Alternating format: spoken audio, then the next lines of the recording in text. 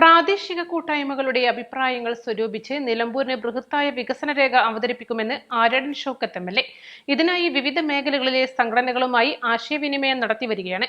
എടക്കര സൗഹൃദവേദി നൽകിയ സ്വീകരണ യോഗത്തിൽ സംസാരിക്കുകയായിരുന്നു അദ്ദേഹം. വലിയ നിഷ്കരുണമായ ഒരു പ്രവർത്തനമായി വാസ്തവത്തിൽ അത് ചെയ്തത്. അതിന്റെ രാഷ്ട്രീയമല്ല ഞാൻ പറയുന്നത്, അത് ഇതുവരെ ലഭിച്ചിട്ടില്ല എന്നതാണ് ഇതിൻ്റെ ഒരു യാഥാർത്ഥ്യം. അതുകൊണ്ട് റോഡ് വൈഡൻ ചെയ്ത് നാടുകാണിയിലെ പണി നിർത്ത് അത് അവസാനിപ്പിക്കുന്ന ഒരവസ്ഥാവിശേഷം ഉണ്ടായിട്ടുണ്ട്. അതിനൊരു പരിഹാരം കാണാൻ വേണ്ടി പരമാവധി സമ്മർദ്ദം ചെലുത്താനുണ്ടാവും.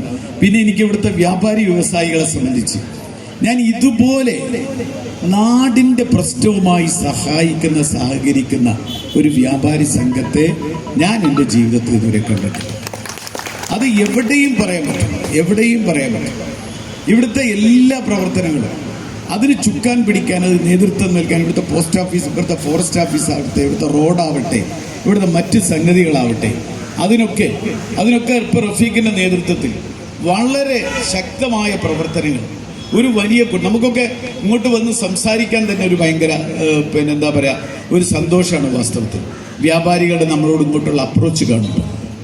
അപ്പം അത് ഈ വ്യാപാരികളുടെ ഇതുപോലുള്ള മനസ്സ് ഉണ്ടെങ്കിൽ ഒരു സംശയവും വേണ്ട, നാടിൻ്റെ അഭിവൃദ്ധിക്ക് അത് പ്രധാനമായ ഒരു ഊർജ്ജ സ്രോതസ്സാണ് എന്ന് മാത്രമേ കാര്യത്തെക്കുറിച്ച് പറയുന്നുള്ളൂ. ടൂറിസം വികസനം മുഖ്യ അജണ്ടയായി നടപ്പാക്കും. ഇതിനായി മാസ്റ്റർ പ്ലാൻ തയ്യാറാക്കുമെന്നും ആര്യടൻ ഷൗക്കത്ത് പറഞ്ഞു. ചെയർമാൻ കാരാടൻ സുലൈമാൻ അധ്യക്ഷത വഹിച്ചു. Block panchayat president P Pushpavalli, gram panchayat പ്രസിഡന്റുമാരായ O T. James, P Usman, Valsamma Sebastian, Vazhikkadavu gram panchayat vice president Reji Joseph Kandathil, T P. Ashraf Ali, K T. Kunjan, Hajeeb, Muhammad Rafeeq, P K. Kunjappu, E K. Razak, E. Ashraf, K. Ayishakutty, Mujeeb Devassery, Shaji Edakkara, T T. Nasar, C. Ashraf, Gafoor Parappuram, V P. Shoukath, Shobhakuttan, Eranjikkal Shajahan, Kiri Hamsa, T P. Shafeeq എന്നിവർ സംസാരിച്ചു. SSLC+2 USS വിജയികളെ ചടങ്ങിൽ അനുമോദിച്ചു. East live Edakkara.